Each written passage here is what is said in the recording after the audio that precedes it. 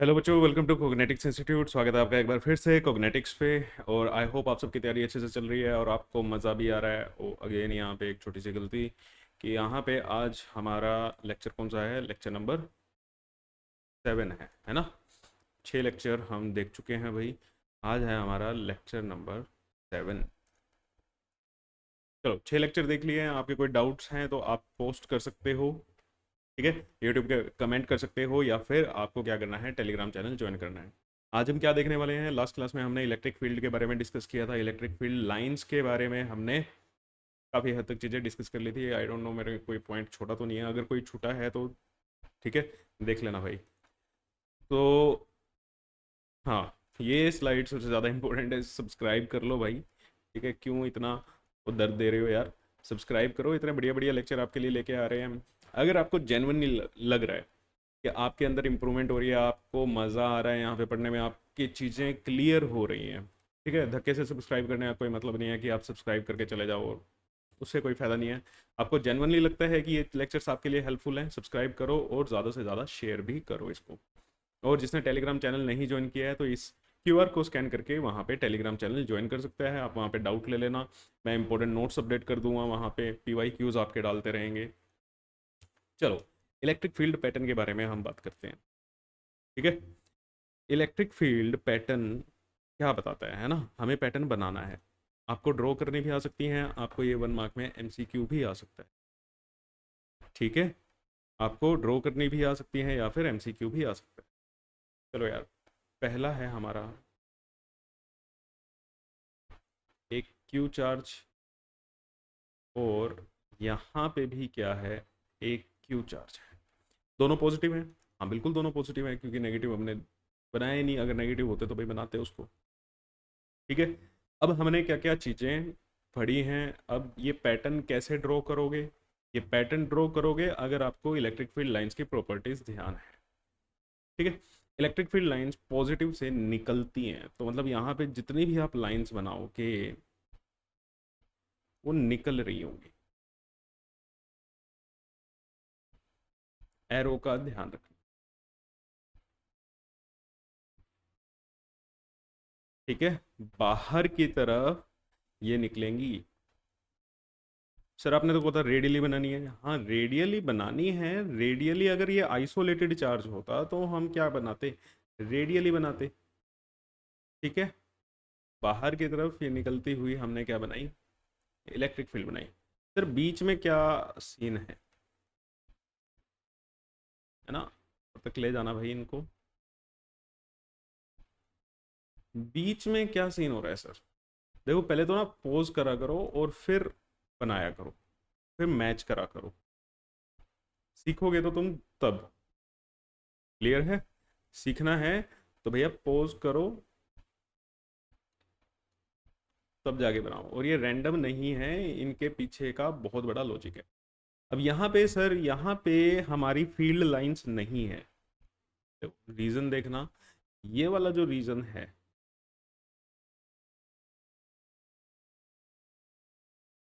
यहाँ पे हमारी कोई भी फील्ड लाइन नहीं बनाई सर। ऐसा क्यों? ऐसा क्यों किया है बताओ? ऐसा इसलिए किया है क्योंकि तुम एक चीज भूल रहे हो। क्या चीज भूल रहे हो? अगर एक ये प्लस क्यू चार्ज है और एक यहाँ पे भी प्लस क्यू चार्ज है, तो इनके बीच में, बिल्कुल बीच में, अगर ये डिस्टेंस d है तो d/2 पे एक तुम्हारा क्या आएगा? नल पॉइंट आएगा।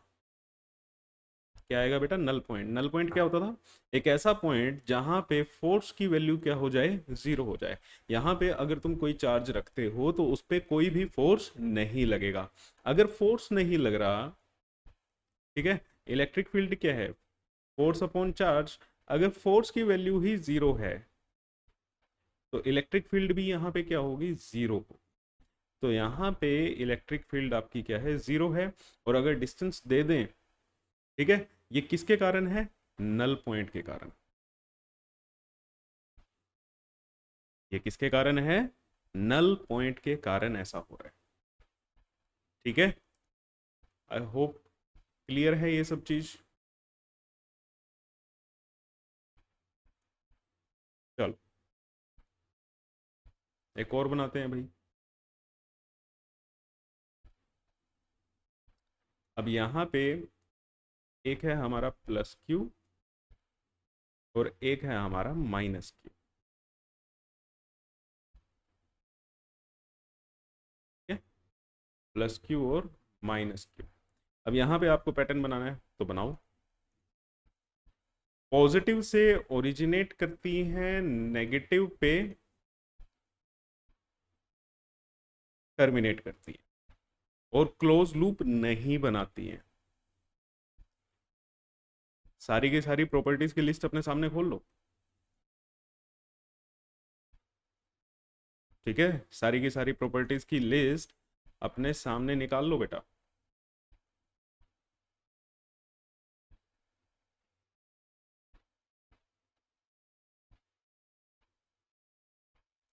ये ऐसे बनेगा पैटर्न, और भी होंगी इधर भी। और एक चीज आप देख रहे हो, हमने दोनों पे अभी तक नंबर ऑफ फील्ड लाइंस दोनों बराबर बनाई हैं क्योंकि दोनों का मैग्नीट्यूड क्या है, सेम है। मैग्नीट्यूड वाली बात भी बताई थी ना आपको। ठीक है सर, यहाँ पे तो आपने कोई नल पॉइंट बनाया ही नहीं, है ना। यहाँ पे तो सर आपने कोई नल पॉइंट बनाया ही नहीं भैया। एक पॉजिटिव और एक इक्वली नेगेटिव चार्ज अगर है तो there is no null point. ये आपको मैंने निकालने के लिए भी बोला था। There is no null point, यहाँ पे कोई नल पॉइंट ही नहीं आएगा। नल पॉइंट नहीं है मतलब ऐसा कोई स्पेस नहीं है, ऐसा कोई पॉइंट नहीं है जहाँ पे फोर्स जीरो हो।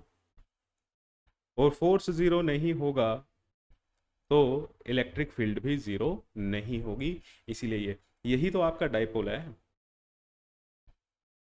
Equal amount of positive and negative charge separated by a small distance is called dipole, है ना। इसी को आगे हम पढ़ने वाले हैं, नेक्स्ट क्लास में हम डाइपोल ही पढ़ेंगे। वैसे तो चलो कोई बात नहीं। ठीक है, ये हमारा क्या है, डाइपोल। अब एक चीज यहीं पे आपको, ये है आपका कोई कंडक्टर। ये क्या है, ये है कंडक्टर। अब जो कंडक्टर में जो इलेक्ट्रिक फील्ड होती है, याद रखना, इसका रीजन आगे भी बताएंगे आपको। इलेक्ट्रिक फील्ड यहाँ पे लिख देते हैं, electric field inside conductor, inside conductor is always zero. हमेशा क्या रहेगी, जीरो रहेगी। And electric field is always perpendicular to surface. Surface के हमेशा क्या रहेगी, परपेंडिकुलर लगेगी। देखो, अगर मैं यहाँ पे ऐसे ही इलेक्ट्रिक फील्ड बना देता हूँ, क्या ये इलेक्ट्रिक फील्ड लाइन ठीक है? बिल्कुल भी नहीं। रीजन क्या है सर? रीजन ये है यार कि ये 90 डिग्री का एंगल नहीं बना रही। सरफेस से हमेशा क्या होना चाहिए, 90 डिग्री का एंगल बनना चाहिए। समझ रहे हो? तो जब यहाँ पे हम इलेक्ट्रिक फील्ड बनाएंगे, इलेक्ट्रिक फील्ड अंदर की तरफ तो कितनी रहेगी, जीरो रहेगी। मतलब अंदर से कोई भी इलेक्ट्रिक फील्ड लाइन अगर आपने ऐसे पास करा दी तो ये क्या हो जाएगा, गलत हो जाएगा। इसका मतलब यहाँ ये जो दो रीजन बन रहे हैं ये इनसाइड है और यहाँ पे आप इलेक्ट्रिक फील्ड दिखा रहे हो, तो इलेक्ट्रिक फील्ड तो अंदर है ही नहीं, तो आपने कैसे दिखा दी? बहुत माइन्यूटली चीज़ें हैं, इसीलिए मैंने कहा था चैप्टर 1 और 2 बहुत ज़्यादा कंसेप्चुअल हैं, इनको बहुत ध्यान से पढ़ना। ठीक है, क्लियर है? अगर मान लो आपने ये कंडक्टर को किसी एक्सटर्नल इलेक्ट्रिक फील्ड में रखा हुआ है,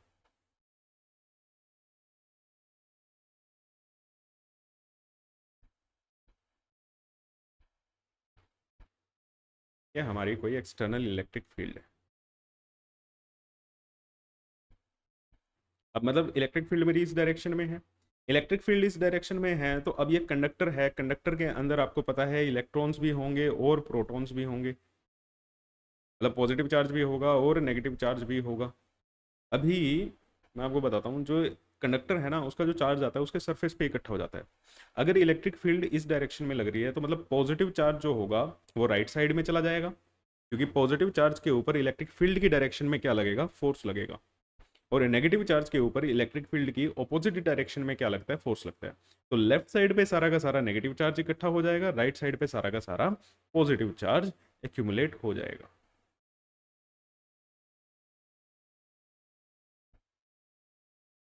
ठीक है, और सिमिलरली यहाँ पे हमारा क्या हो जाएगा, पॉजिटिव चार्ज इकट्ठा।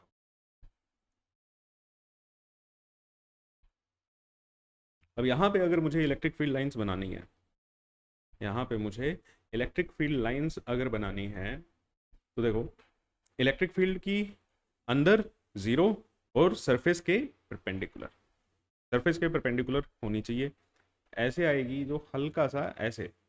आपको क्या करना पड़ेगा, सरफेस से क्या दिखाना है बेटा, परपेंडिकुलर दिखाना है। अब जैसे बीच वाला होगा पॉइंट, ये अलोंग द रेडियस है ना, कोई भी चीज़ है अलोंग द रेडियस आप इसको बनाना पड़ेगा सेंटर की तरफ ऐसे ही। मतलब सरफेस से क्या होना चाहिए, परपेंडिकुलर शो होना चाहिए, विजिबली क्लियर होना चाहिए, भाई परपेंडिकुलर बनाया है। और ऐसे ही यहाँ से, अब नेगेटिव चार्ज है यहाँ पे आ गई अंदर जीरो, यहाँ से निकल जाएगी ऐसे, सरफेस से परपेंडिकुलर ही निकलेगी।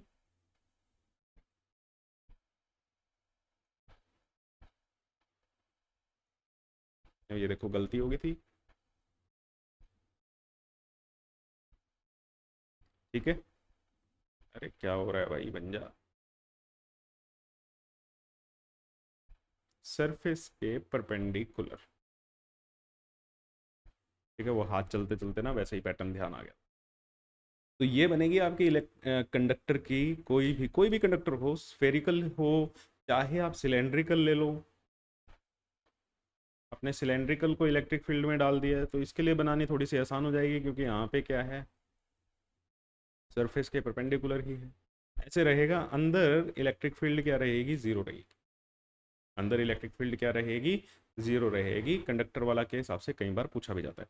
अब ऐसा होता क्यों है, ठीक है, ऐसा होता क्यों है, देखो बाहर सारा का सारा, मतलब राइट साइड में सारा का सारा पॉजिटिव चार्ज, लेफ्ट साइड में सारा का सारा नेगेटिव चार्ज। अब यहाँ पे ये दो पॉजिटिव चार्ज जो हैं, इनके कारण भी इलेक्ट्रिक फील्ड क्या हो जाती है,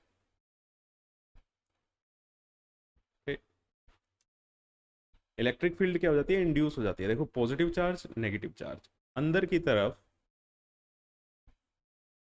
अंदर की तरफ ऐसे क्या हो जाएगी, इलेक्ट्रिक फील्ड इंड्यूस हो जाएगी। बाहर इलेक्ट्रिक फील्ड कैसे थी, ऐसे, ई एक्सटर्नल ऐसे था, और ये E inside is equal to E external हो जाती है। तो नेट इलेक्ट्रिक फील्ड जो रहेगी, ठीक है, वो कितनी हो जाएगी भाई, जीरो हो जाएगी। वेक्टर है ना, बाहर इतनी है अंदर इतनी है, तो नेट इफेक्ट क्या हो जाएगा, कैंसल हो जाता है। इस रीजन से electric field inside the conductor is always zero. आगे तुम्हें पोटेंशियल वाले चैप्टर में भी रीजन पता लगेगा, बट अभी के लिए ये समझ के चलो कि ई इनसाइड और ई एक्सटर्नल क्या हो जाता है, जीरो हो जाता है। एक व्यू आपको वहां पे भी मिलेगा कंडक्टर का, ठीक है। आई होप ये चीजें क्लियर हो रही हैं। Electric field inside the conductor is always zero, electric field inside the conductor is always zero. चलो नेक्स्ट, क्या बनाए, चलो मान लो ये 2Q चार्ज है और ये Q चार्ज है। अब बनाओ। अब देखो पहली बात तो जैसे ही पैटर्न बनाना है वैसे ही नल पॉइंट का ध्यान कर लो। अब यहाँ पे 2Q और Q के बीच में नल पॉइंट आएगा, आएगा कहाँ आएगा, अगर इनके बीच में सर डिस्टेंस D है तो हम वैल्यू निकाल सकते हैं, लेकिन जो भी हमें पता है कि स्मॉलर चार्ज के पास आएगा, स्मॉलर चार्ज के पास आएगा, तो स्मॉलर चार्ज के पास आएगा तो हमने यहाँ पे नल पॉइंट अपना मार्क कर लिया।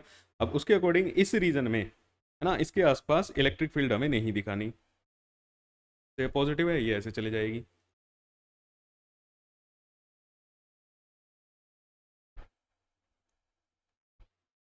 ठीक, यहाँ पे आपकी कोई इलेक्ट्रिक फील्ड नहीं होगी, क्लियर है? ठीक है ना? अब यहाँ पे इलेक्ट्रिक फील्ड बनाओ, और ध्यान किस चीज का रखोगे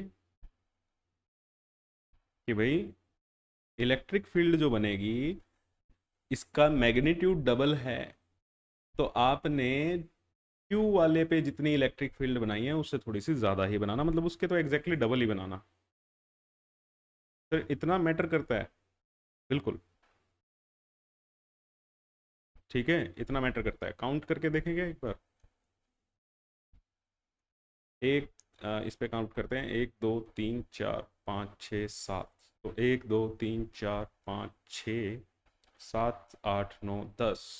तो ये लो भाई,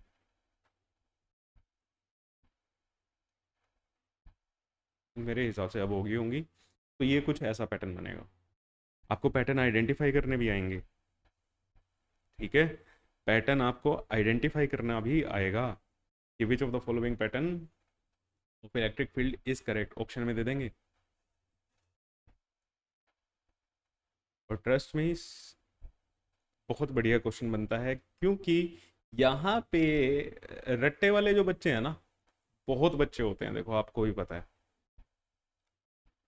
उनका खेल खत्म हो जाता है। ठीक है, उनका खेल क्या हो जाता है, खत्म हो जाता है। तो अब पढ़ने वाले बच्चों के लिए एच बनती है भाई, एक बढ़िया चीज़ है। चलो, एक पॉजिटिव एक नेगेटिव। अनलाइक चार्जेस हैं तो नल पॉइंट हमारा इस बार बाहर की तरफ रहेगा। ठीक है, नल पॉइंट के बारे में सोच के रहना। और इसका पैटर्न मैं आपको बताता हूँ, इसका पैटर्न कुछ ऐसे रहता है।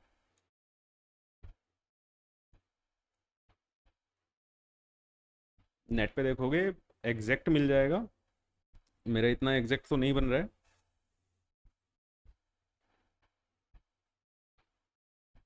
दो इलेक्ट्रिक फील्ड, चलो हमने इसको यहाँ पे एंटर होते हुए दिखा दी, ये ऐसे। और देखो यहाँ पे इलेक्ट्रिक फील्ड नहीं होनी चाहिए। अब इसकी इलेक्ट्रिक फील्ड, ये 2Q की इलेक्ट्रिक फील्ड इन्फिनिटी तक जाएगी, बस यहाँ पे नहीं होनी चाहिए, इधर भी निकलेगी भाई। ठीक है,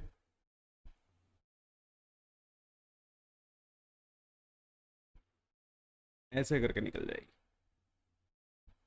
क्लियर? और से बनाएं, ऐसे निकल जाएगी इलेक्ट्रिक फील्ड। सर ऐसे कैसे पता? हमें तो पता नहीं चलेगा, इसीलिए तो अभी बता रहे हैं। और इसको स्टार मार्क करके ध्यान रखना, क्योंकि पहली गलती तो नल पॉइंट की हो जाएगी, पहली गलती तो नल पॉइंट की ही हो जाएगी। ठीक है, इसमें एक और कॉन्सेप्ट आता है कि इलेक्ट्रिक फील्ड मिनिमम कहाँ होगी, उसका हमें सीबीएसई में इतना नहीं है। ठीक है, मिनिमम वाला इतना नहीं है, मिनिमम के कारण ना इसका पैटर्न थोड़ा सा टेढ़ा भी बनता है, अलग सा बनता है। ठीक है, तो चलें नेक्स्ट, अभी पैटर्न बनाते हैं।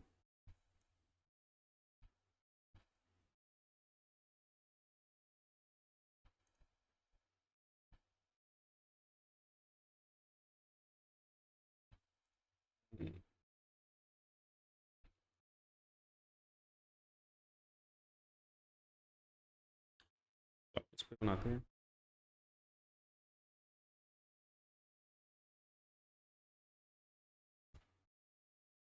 मान लो वर्टिसेस पे हमने क्यू चार्जेस रख रखे, वर्टिसेस के ऊपर क्या रखे हुए हैं, क्यू चार्जेस यहाँ पे रखे हुए। फिर ये तो 3 चार्जेस हैं, यहाँ पे तो नल पॉइंट का कॉन्सेप्ट हमें पता ही नहीं चलेगा, है ना? यहाँ पे नल पॉइंट नहीं, यहाँ पे जब हमने कूलम्ब्स लॉ में बात की थी सिमेट्री की, कोई भी सिमेट्रिकल स्ट्रक्चर आता है उसके ज्योमेट्रिकल सेंटर पे, है ना, फोर्स क्या होता है, जीरो होता है।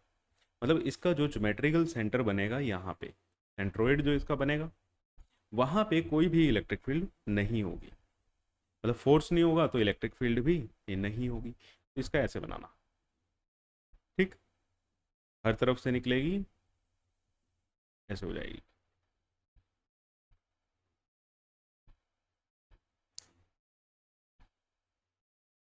थोड़ा सा ध्यान से, ऐसे जाएगी, बेंड हो जाए। सर ये बेंड क्यों हो रही है? अरे आगे भी तो पॉजिटिव चार्ज है।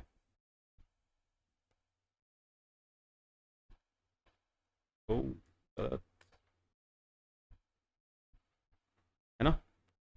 मतलब मेरा यहाँ पे पेन टैप के कारण थोड़ा सा हाथ सही से नहीं चल रहा है, समझ सकते हो तुम। पॉजिटिव पॉजिटिव के कारण रिपल्शन भी तो होगी बेटा। तो ये तो दिवाली का अनारसा हो गया। हाँ बिल्कुल ऐसे ही है। ठीक है, दिवाली के अनार की तरह ही हो गया ये।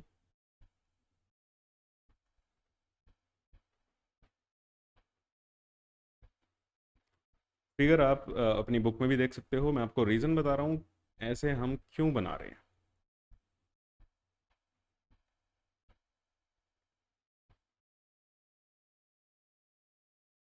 कभी दो लाइंस को इंटरसेक्ट भी मत करा देना। अभी मैं क्वेश्चन लेके भी आऊँगा, इसके आगे टेंशन मत लो। क्वेश्चंस भी मैं आपको लेके आऊँगा, दिखाऊंगा कि कैसे क्वेश्चन पूछे जाते हैं। ठीक है, तो मेरे हिसाब से पैटर्न क्लियर है। पैटर्न बना सकते हैं हम, ये नहीं बना सकते, बोलो। चलो फिर एक आपका होमवर्क दे देता हूँ मैं पैटर्न के ऊपर। क्या दें आपको।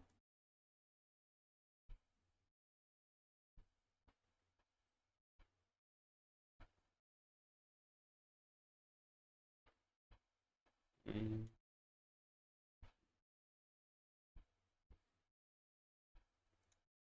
ये लो।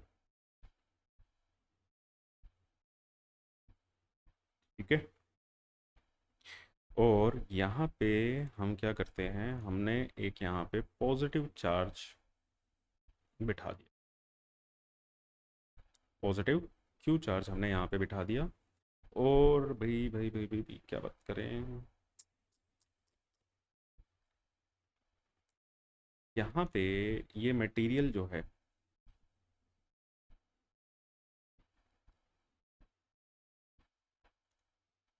ये मटेरियल जो है आपका, ये यहाँ पे होलो है, मतलब यहाँ पे ये कंडक्टर है। ठीक है, यहाँ पे ये क्या है, ये इतना रीजन, मतलब ये पूरा का पूरा अंदर वाला रीजन, आई होप समझ गए होगे, क्योंकि मेरे पास यहाँ पे कोई पेंट टूल नहीं है जिससे मैं इसको फिल कर दें। ठीक है, मैं मार्क कर देता हूँ इससे ऐसे। टूल्स की शॉर्टेज है, ऐसे हम क्या कर देते हैं, इसकी मार्किंग कर देते हैं।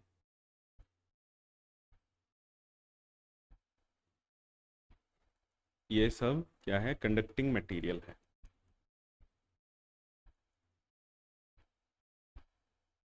क्लियर। अब आपको यहाँ का इलेक्ट्रिक फील्ड पैटर्न बनाना है। बहुत बढ़िया क्वेश्चन है, अच्छा क्वेश्चन है। प्यार से बनाना, दिमाग लगा के बनाना, मज़ा आएगा, सीखोगे कुछ। चलो, अब हम चलते हैं हमारा electric field. Electric field due to charge distribution. Electric field due to charge distribution.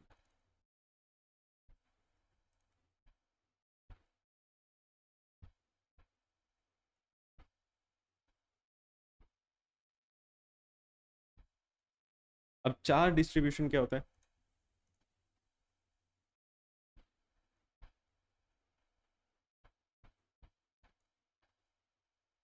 Charge distribution का मतलब चार्ज डिस्ट्रीब्यूटेड है, फैला हुआ है।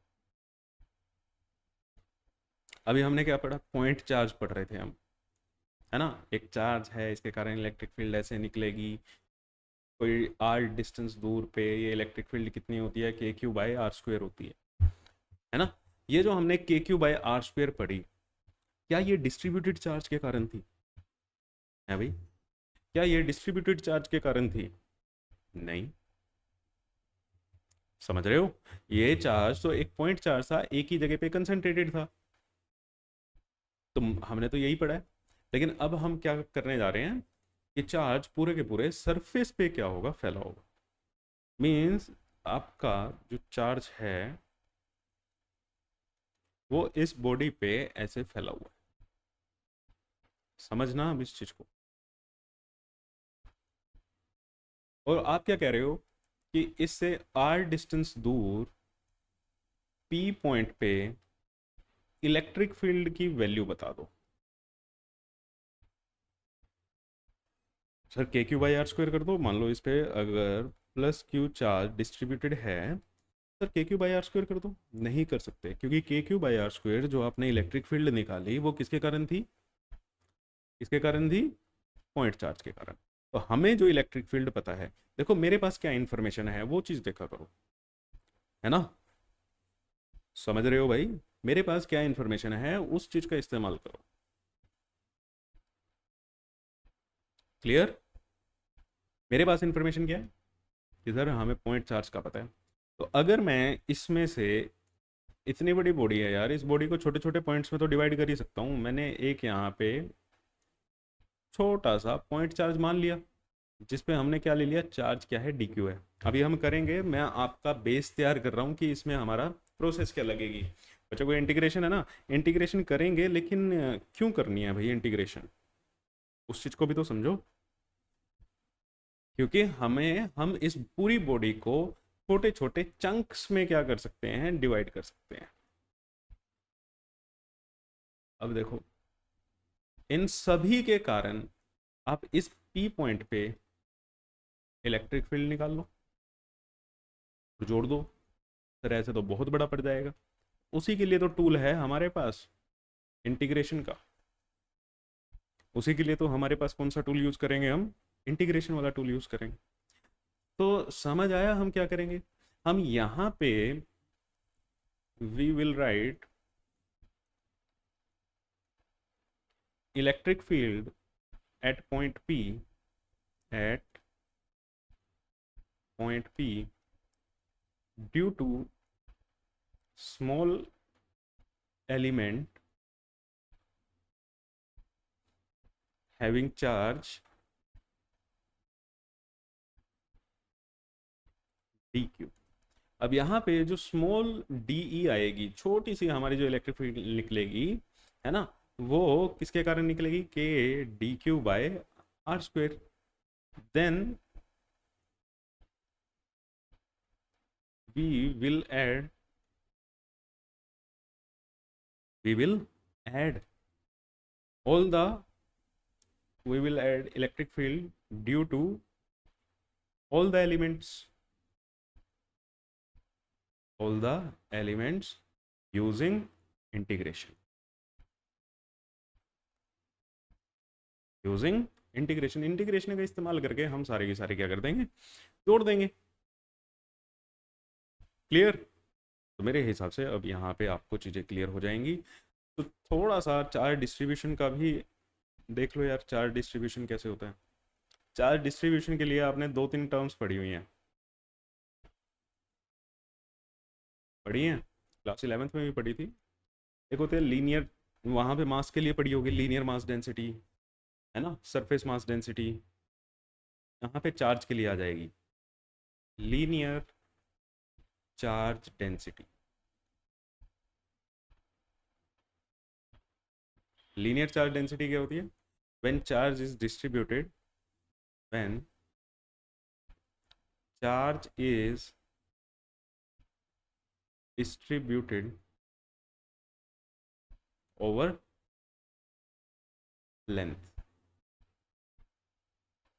लेंथ पे अगर कोई आपका चार्ज डिस्ट्रीब्यूटेड है, मान लो ऐसे ये L लेंथ पे चार्ज क्या है? डिस्ट्रीब्यूटेड है, ठीक है।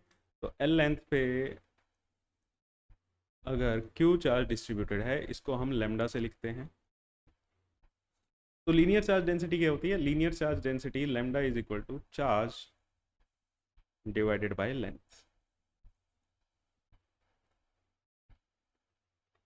मतलब इसकी वैल्यू क्या आ जाएगी? Q by L. इसकी वैल्यू क्या आ जाएगी? Q by L. ऐसे ही सरफेस चार्ज डेंसिटी,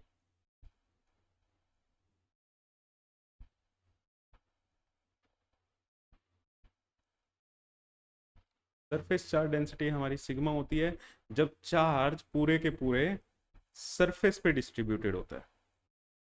चार्ज कहाँ हो? सरफेस पे, बोलो एरिया पे क्या होता है? डिस्ट्रीब्यूटेड होता है।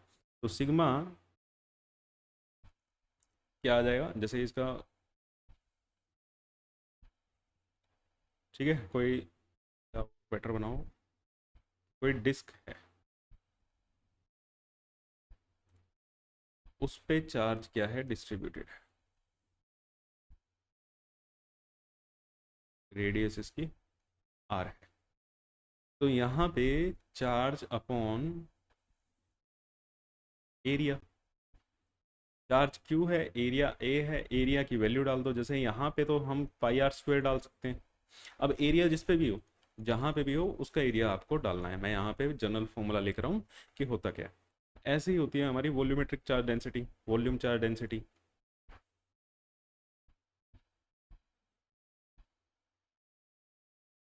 समझ ही गए हो नाम से, है ना। रो लिखते हैं इसको। ये क्या होगा, जब हमारा चार्ज कहाँ पे प्रेजेंट होगा, वॉल्यूम पे। Charge is distributed over a volume, तो आपका चार्ज यहाँ वॉल्यूम पे फैला हुआ है। प्लस क्यू चार्ज, और ये क्यूब मान लो, कि वॉल्यूम वी मान लो, छोड़ो, तो क्यू बाय वी। क्यूब है तो क्यूब की वॉल्यूम आ जाएगी, क्यूबॉइड है क्यूबॉइड की वॉल्यूम आ जाएगी, ठीक है। सिलेंडर पे है तो सिलेंडर की वॉल्यूम आ जाएगी। क्लियर हुआ ऐसे। अब एक मैं आपको डेरिवेशन कराऊंगा और एक आप मेरे को खुद करके लेके आओगे, ठीक है। इलेक्ट्रिक फील्ड ड्यू टू, वैसे तो लाइन चार्ज के कारण गो स्लो में है, और तो होमवर्क देता हूँ क्योंकि ये सिमिलर होमवर्क है। अगर जिस बच्चे ने कोर्स वाला होमवर्क किया होगा ना, अब देखते हैं यार तुम कितने ईमानदार हो, कैसे कर रहे हो, ये सिर्फ टाइम पास हो रहा है। हमने कुछ ऐसा होमवर्क मैंने आपको दिया था, है ना। और पी मान लेते हैं यहाँ पे, पी पॉइंट दूर, ये इससे डी पॉइंट दूर, यहाँ पे आपको इलेक्ट्रिक फील्ड बतानी है क्या होगी। इस पे प्लस क्यू चार्ज डिस्ट्रीब्यूटेड है, ठीक है। प्लस क्यू चार्ज इस पे डिस्ट्रीब्यूटेड है और इसकी लेंथ है एल, रोड है ये, ठीक है। रोड बहुत पतली सी रोड है, थिकनेस कम है, एल लेंथ पे चार्ज क्या है, डिस्ट्रीब्यूटेड है। तो सरफेस नहीं, सिग्मा वाला, लेमडा वाला यहाँ पे काम है। ये आपके लिए क्या है, होमवर्क है, ठीक। अब मैं आपकी जो बोर्ड्स में आती है डेरिवेशन वगैरह वो करा देता हूँ। Electric field due to ring, electric field due to ring. अब रिंग के लिए भी मैंने देखो यार क्वेश्चन तो दिया था, मुझे पता है आपने किया तो नहीं होगा वो, है ना। वो क्वेश्चन आपने किया नहीं होगा।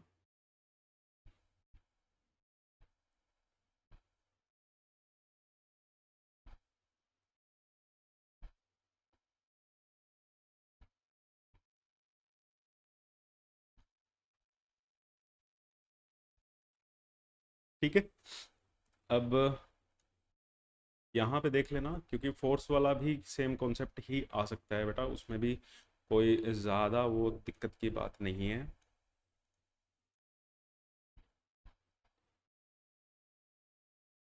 अरे चलो भाई, शाबाश।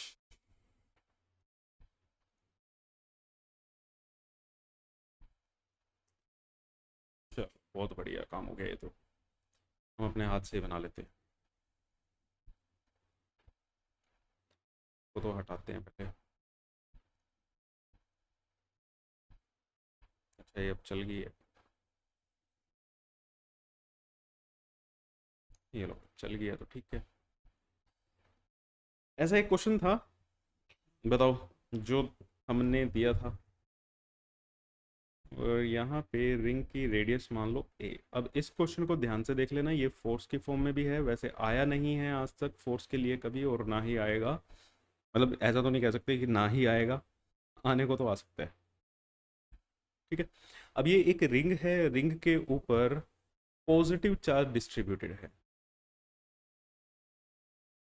रिंग के ऊपर पॉजिटिव चार्ज डिस्ट्रीब्यूटेड है बेटा, रिंग है ये, ठीक है।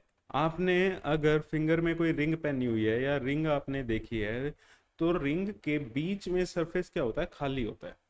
जो मटेरियल प्रेजेंट होता है वो आउटर सिर्फ सरकमफ्रेंस पे ही प्रेजेंट होता है ना।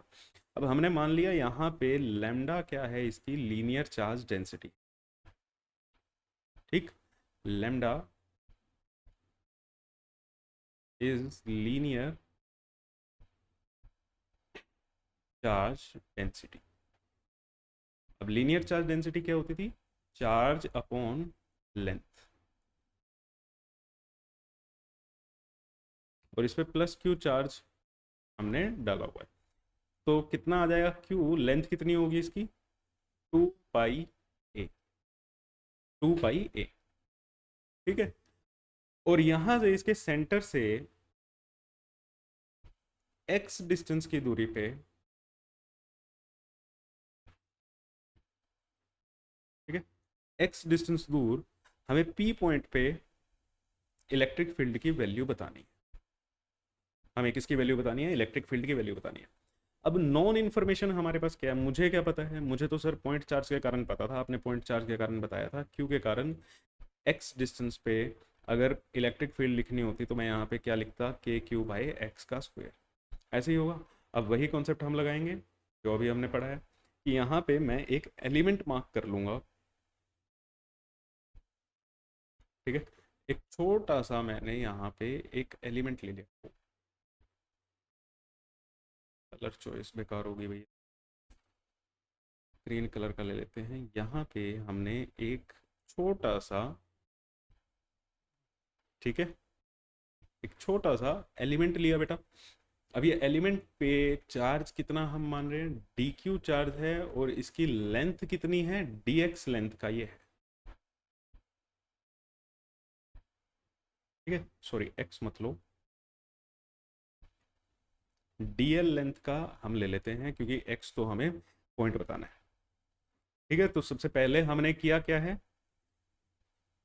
सबसे पहले हमने किया क्या है, टेक अ स्मॉल एलिमेंट, अब लिख के आना है ऐसे ये सारी चीजें आपको। Take a small element of length d l, ठीक है, हैविंग चार्ज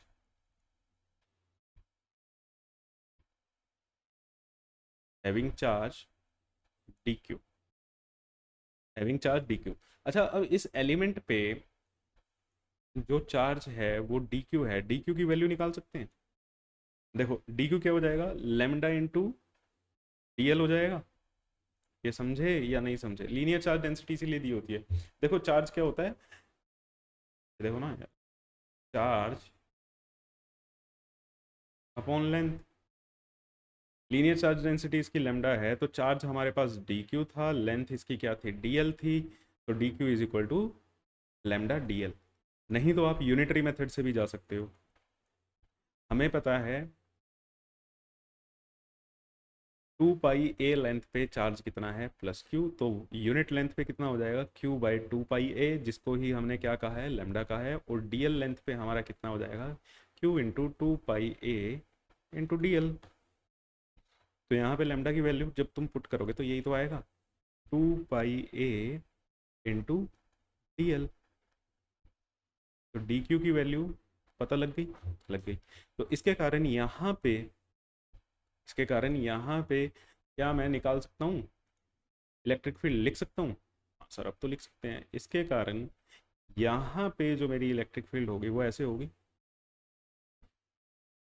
बताओ होगी या नहीं होगी, बिल्कुल सर होगी।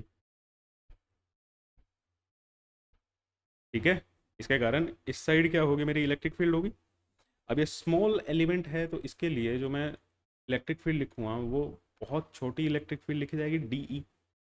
और इस डीई की वैल्यू मेरे हिसाब से तुम बता सकते हो मेरे को, d is equal to small electric field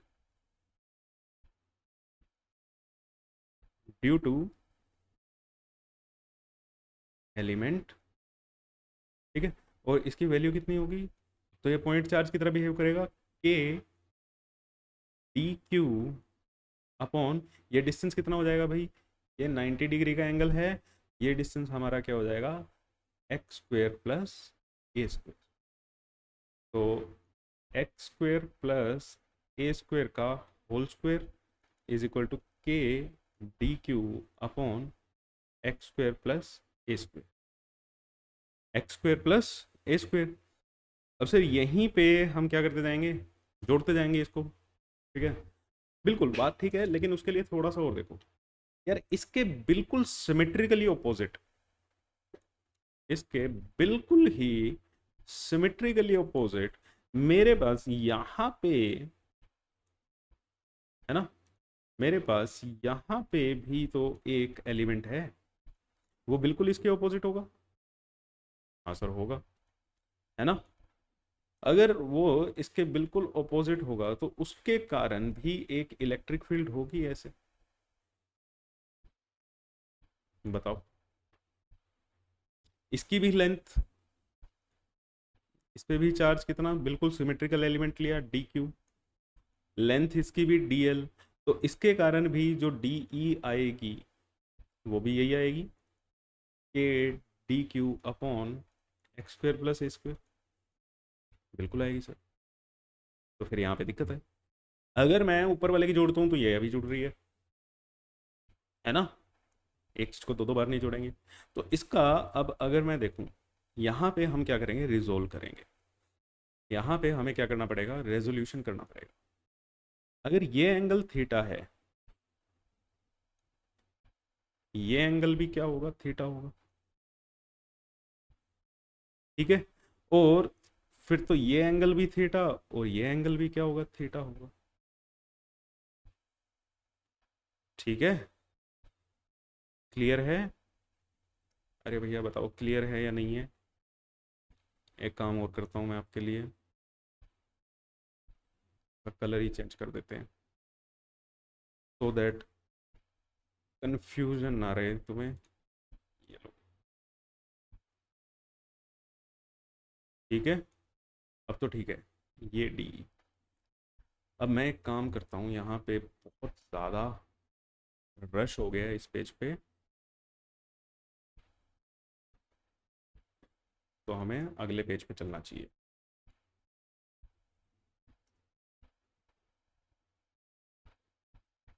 अब अगर मैं इसको रिजोल्व करूं बेटा, तो देखो मैं ब्लू वाले को रिजोल्व करता हूँ, ब्लू वाले का एक कंपोनेंट ऐसे आएगा, डी ई कोस थीटा, एक कंपोनेंट ऐसे आएगा, डी ई साइन थीटा, और सिमिलरली ऐसे ही ये जो ग्रीन है, इसके वाला भी एक कंपोनेंट, ग्रीन वाला भी एक कंपोनेंट ऐसे आएगा, डी ई कोस थीटा, और एक कंपोनेंट इसका नीचे की तरफ आएगा, डी ई साइन थीटा। और हमें पता है जो ब्लू और ग्रीन है, d e is equal to,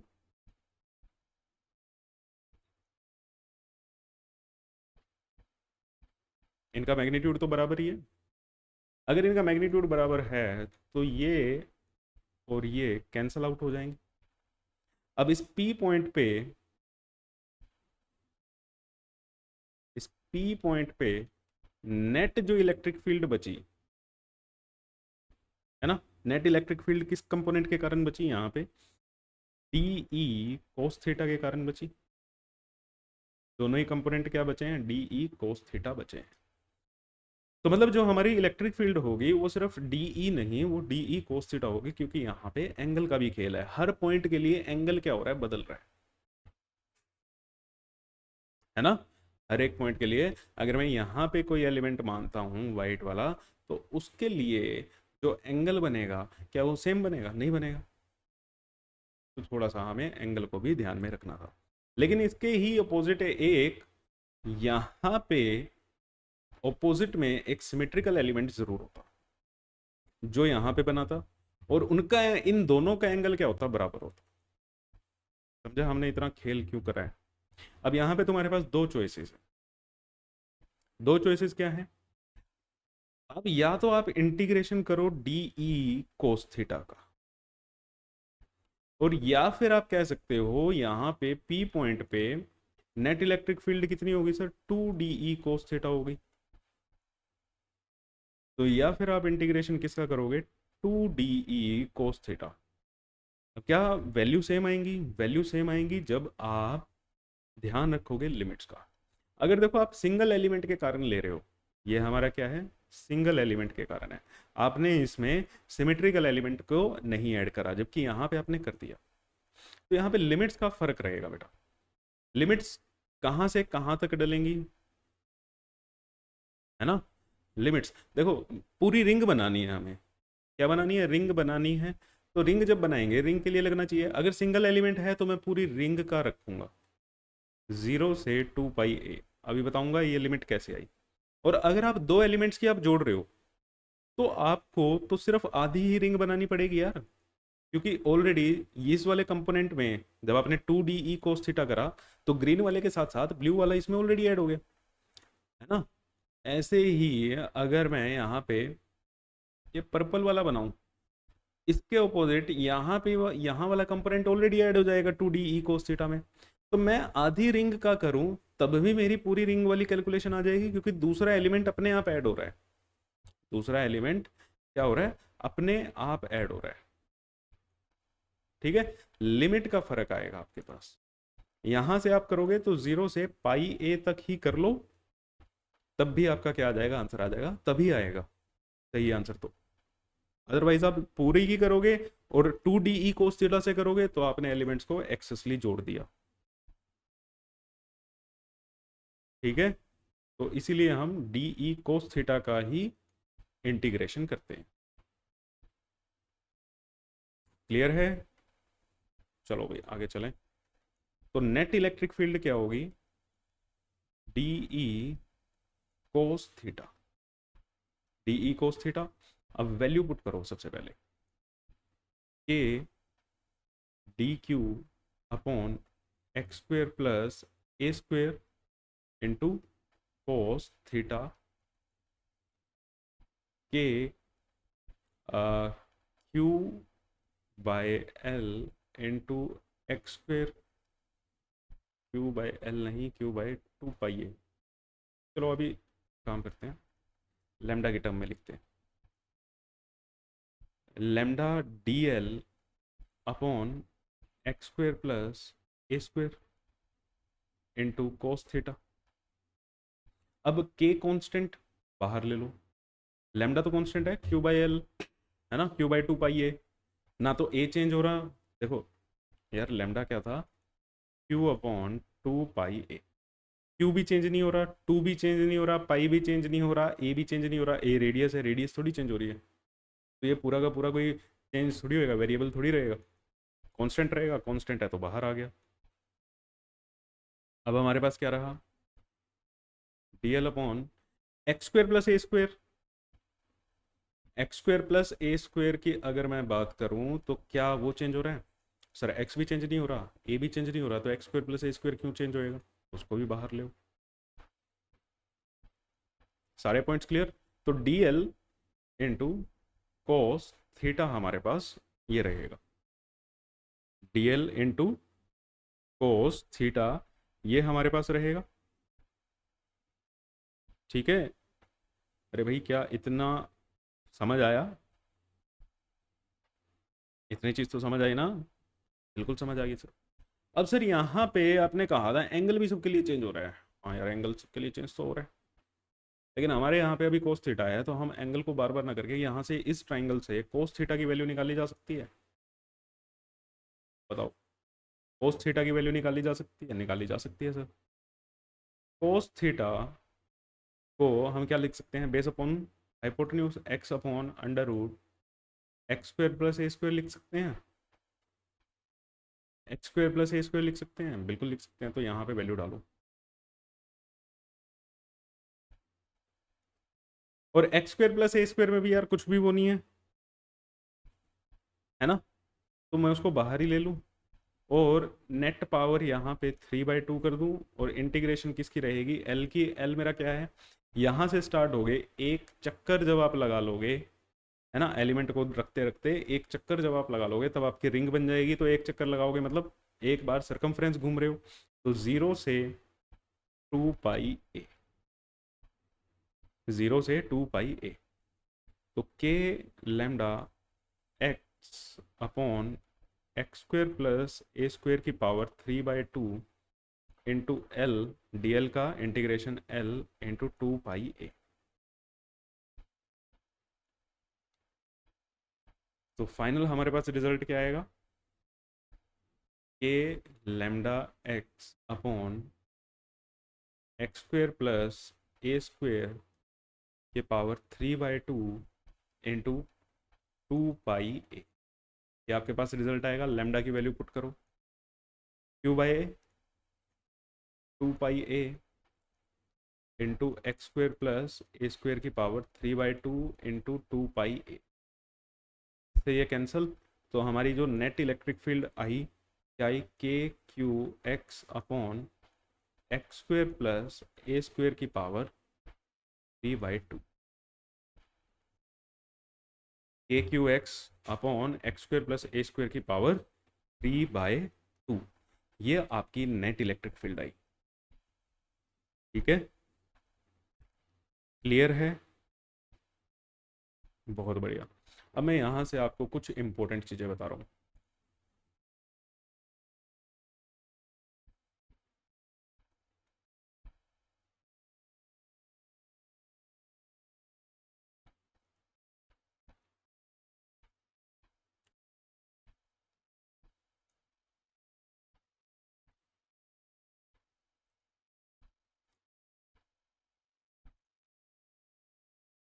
ये फालतू के सब चीज़ों को क्या करो,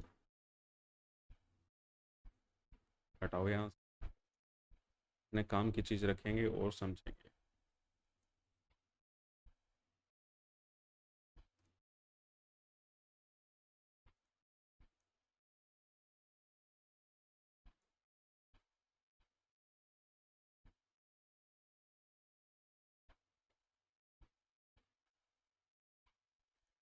अब हमें पता है कि यहाँ पे जो इलेक्ट्रिक फील्ड आएगी वो कितनी आएगी? ई की वैल्यू क्या होगी? KQ(x) upon x square plus ए स्क्वेयर की पावर 3/2 इतनी होगी। अगर मैं कहूँ यहाँ पे मेरा Q चार्ज है, Q चार्ज है, ध्यान से सुनना, तो इस पे यहाँ पे फोर्स कितना लगेगा? फोर्स कितना लगेगा? Q इंटू ई। स्मॉल क्यू ले लेते हैं यार, गड़बड़ हो जाती है।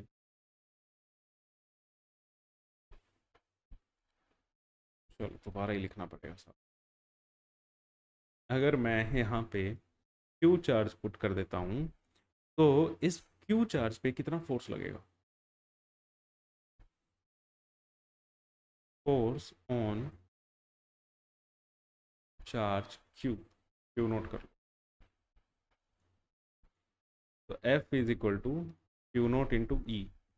तो Q नोट इंटू ई की वैल्यू यहाँ पे पता है, KQ(x) upon x square plus ए स्क्वेयर की पावर 3/2। तो यहाँ पे आप फोर्स भी निकाल सकते हो, Q naught into x upon x square plus ए स्क्वेयर की पावर 3/2। जो आपको मैंने होमवर्क दिया था ना, रिंग वाला क्वेश्चन कूलम्स लॉ में, उसका रिजल्ट ये आएगा, जिस चैप्टर में, जिस लेक्चर में हमने क्वेश्चन प्रैक्टिस करे थे। ठीक है, अब यहाँ पे कोई भी ऐसी चीज़ नहीं है जो आपको नहीं पता। आपको force is equal to Q into e होता है, ये पता है। आपको इस पॉइंट पे इलेक्ट्रिक फील्ड की वैल्यू क्या होती है, ये भी पता है। तो आप यहाँ पे फोर्स निकाल सकते थे। अब इसको आउट ऑफ सिलेबस चीख चीख के कुछ मर्जी बना लो यार। ठीक है, बिल्कुल वैलिड है कि आपको ये दिया जा सके बोर्ड के अंदर। फिर ये मत कहना कि सर कूलम्स लॉ तो सिर्फ पॉइंट चार्ज के लिए एप्लीकेबल था, गलत हो गया, वो हो गया। भैया आपने डेरिवेशन की है electric field due to ring की। रिंग के कारण अगर इलेक्ट्रिक फील्ड निकाल लिया तो रिंग के कारण फोर्स भी निकाला जा सकता है। रिंग के कारण फोर्स भी क्या किया जा सकता है? निकाला जा सकता है। ठीक है, क्लियर है ना? तो रोना धोना बिल्कुल भी नहीं। अरे बोलते बोलते मैं भूल गया क्या करना था, कॉपी करना था। समझ आई बात? इसको चिल्लाना नहीं है कि सर आता नहीं है, आता सब कुछ है। चलो पॉइंट नंबर 2, यहाँ पे इलेक्ट्रिक फील्ड हमें लग गई पता। हाँ जी सर लग गई। ठीक है, अब इलेक्ट्रिक फील्ड किस पे डिपेंड कर रही है? एक्स पे डिपेंड कर रही है। इलेक्ट्रिक फील्ड किस पे डिपेंड कर रही है? एक्स पे डिपेंड कर रही है। अगर ये एक्स की वैल्यू जीरो हो जाए, ठीक है, if x is equal to zero, अगर तुम एक्स की वैल्यू जीरो ले लो, मीन्स इसका मतलब क्या है? कौन से पॉइंट की बात कर रहे हो? Means at centre, at centre. ठीक है, तो सेंटर पे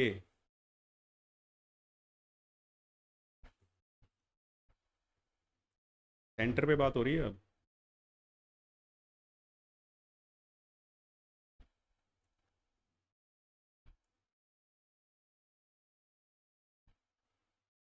सेंटर पे इलेक्ट्रिक फील्ड कितनी आएगी? जीरो ही तो आएगी। फोर्स भी कितना आएगा? जीरो ही तो आएगा। यही तो सिमेट्रिकल सिस्टम ही तो हो गया, है ना? क्या बात हो गई ये? सिमेट्रिकल सिस्टम की ही तो बात हो गई। समझ आएगी? बात समझ आई? तो इलेक्ट्रिक फील्ड यहाँ पे क्या रहेगी? इलेक्ट्रिक फील्ड यहाँ पे क्या रहेगी भाई? जीरो।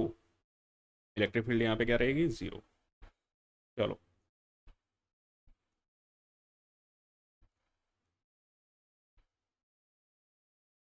अरे ना था।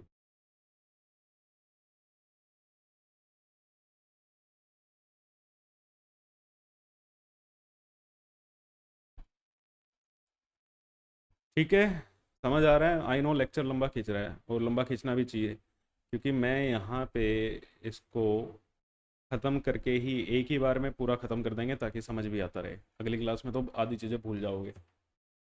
अब हम पूछ रहे हैं कि कहाँ पे इलेक्ट्रिक फील्ड मैक्सिमम होगी। ठीक है, फाइंड, क्वेश्चन सुनना क्या है? Find the point on axis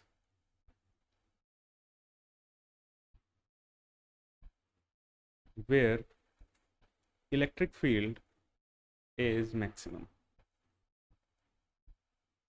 हमें इस लाइन पे, व्हाइट वाली जो डॉटेड लाइन है, इस पे कहीं पे भी बता दो कि इलेक्ट्रिक फील्ड क्या हो? मैक्सिमम।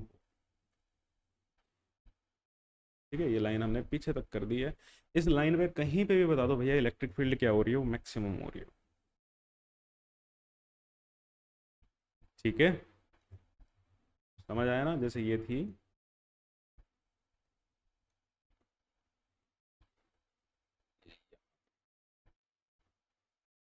इस लाइन पे कहीं पे भी आप ये बताओ कि इलेक्ट्रिक फील्ड इस पॉइंट, इस लाइन पे कौन सा ऐसा पॉइंट है जहां पे इलेक्ट्रिक फील्ड मैक्सिमम हो? मेरे हिसाब से अब चीज़ें क्लियर है। अब यहाँ पे फिर चेंज क्या हो रहा है कि सर एक्स की वैल्यू जैसे जैसे आप चेंज करोगे इलेक्ट्रिक फील्ड की, वैसे वैसे वैल्यू चेंज होगी। बिल्कुल। ठीक है, बिल्कुल सही पकड़े हो कि जैसे जैसे एक्स की वैल्यू चेंज होएगी, वैसे वैसे सर इलेक्ट्रिक फील्ड की वैल्यू भी चेंज होगी। बिल्कुल सही कहा। अब कौन से एक्स पे हमारी इलेक्ट्रिक फील्ड क्या आएगी? मैक्सिमम आएगी। कौन से एक्स पे? अब यहाँ पे सोचना है, मैं ये टाइम पास नहीं कर रहा यहाँ पे, आपको सिर्फ सोचने के लिए मजबूर कर रहा हूँ। कौन से एक्स पे इलेक्ट्रिक फील्ड की वैल्यू क्या आएगी बेटा? मैक्सिमम आएगी। करना क्या है? अप्रोच शुरू कहाँ से करूँ इस क्वेश्चन को? समझे ना? शुरू कहाँ से होएगा? यहाँ पे लगेगा concept of maxima and minima. क्या है? हमें देखो, वर्ड क्या है? मैक्सिमम करनी है। मैक्सिमम के लिए आपने एक कॉन्सेप्ट पढ़ा हुआ है ना, concept of maxima and minima. उसके लिए सबसे पहले फंक्शन बनाते थे, मेक अ फंक्शन, और उस फंक्शन को फिर डिफरेंशिएट करते थे। जैसे, चलो फंक्शन कैसे बताएं? किसी एक्स लेंथ पे क्या मुझे इलेक्ट्रिक फील्ड की वैल्यू पता है? पता है। कितनी होती है? A q x upon x square plus A square की पावर 3/2। बिल्कुल, ये हो गया। दूसरा, वेरिएबल क्या है? क्या चीज चेंज कर सकते हैं हम? ए तो चेंज नहीं कर सकते, है ना? नहीं कर सकते। एक्स लेंथ चेंज कर सकते हैं, मतलब एक्स मेरा क्या है, वेरिएबल है। तो वेरिएबल के रिस्पेक्ट में इसको क्या कर दो, डिफरेंशिएट कर दो, और उसको जीरो के इक्वल पुट कर दो। अब मैक्सिमा या मिनिमा देखने के लिए इसको डबल डिफरेंशिएट किया जाता है, लेकिन फिजिक्स के अंदर मैं कहता हूँ आपको कोई ज़रूरत नहीं पड़ेगी। ठीक, तो इसको करो भाई, डिफरेंशिएट करो। अब यहाँ पे डिफरेंशिएशन आनी चाहिए, k q x upon x square plus ए स्क्वेयर की पावर 3/2। के कांस्टेंट बाहर, क्यू कांस्टेंट बाहर, तो d by d x of क्या रहेगा, x upon x square plus ए स्क्वेयर की पावर 3/2। क्लियर? चलें नेक्स्ट पेज पे।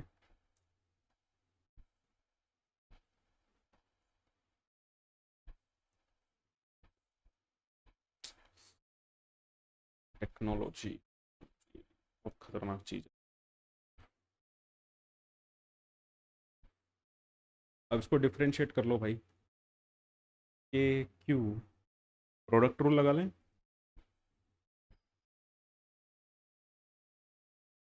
एक्स स्क्वेयर प्लस ए square की पावर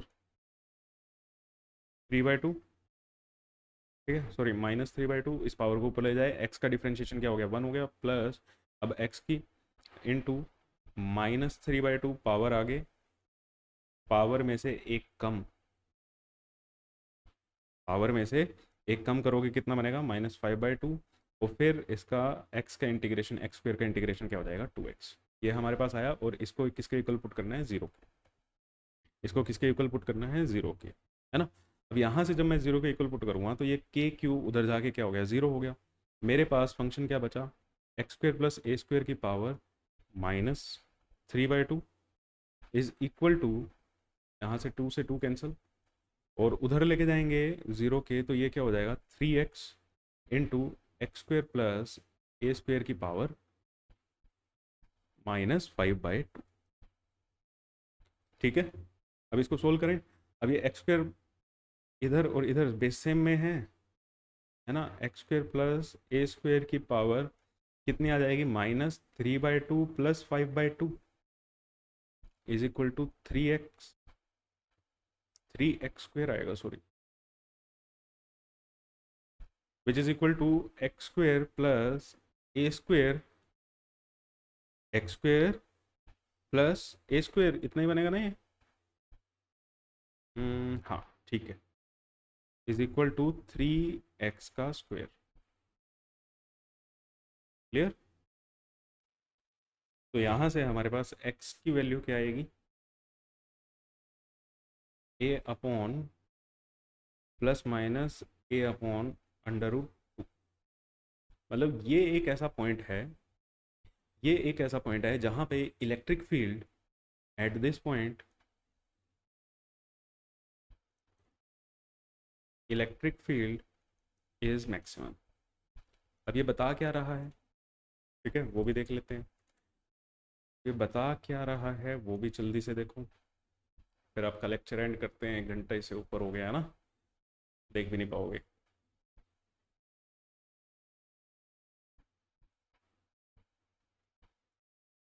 कि भाई x की जहाँ पे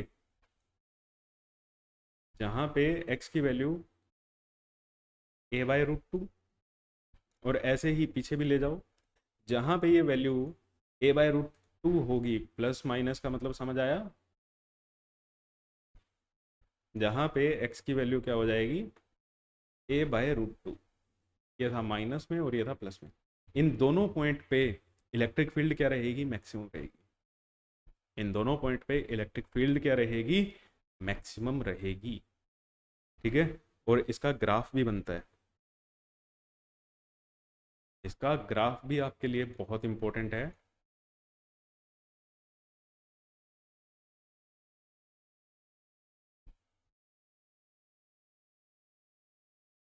चलो बनाते हैं, इसका ग्राफ बनाते हैं यार, इसको यहाँ पे ले आता हूँ और बाकी सारी चीज़ें हटा देता हूँ, फिर जल्दी से आपको ग्राफ बना के और आपकी छुट्टी करते हैं। बनाओ, तुम पहले बनाओ, फिर देख लेना कैसे बनता है भाई। पहले तुम बना लो और फिर देखो कैसे बनेगा। मैच कर रहा है या नहीं कर रहा, सिर्फ इतना सही तो देखना।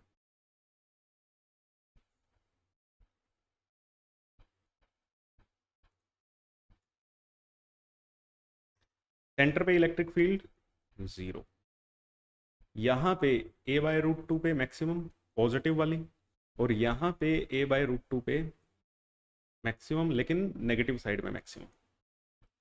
ठीक है, नेगेटिव साइड में मैक्सिमम। तो सेंटर पे 0, बढ़ेगी बढ़ेगी बढ़ेगी, मैक्सिमम होएगी ये a/√2 पे, फिर क्या हो जाएगी, डिक्रीज होना स्टार्ट हो जाएगी। ठीक है, क्लियर है। ये ऐसे बढ़ती जाएगी और यहाँ पे क्या होएगी, मैक्सिमम होगी। ऐसे ही अभी नेगेटिव साइड में बढ़ेगी और फिर ये मिनिमम होना स्टार्ट हो जाएगी, ई मैक्स। ठीक है, ये इसका क्या बनेगा, ग्राफ बनेगा। एक्स की वैल्यू वहाँ पे a/√2 पुट कर दो, आपको यहाँ से ई मैक्स की वैल्यू भी मिल जाएगी। आपको यहाँ से ई मैक्स की वैल्यू भी मिल जाएगी।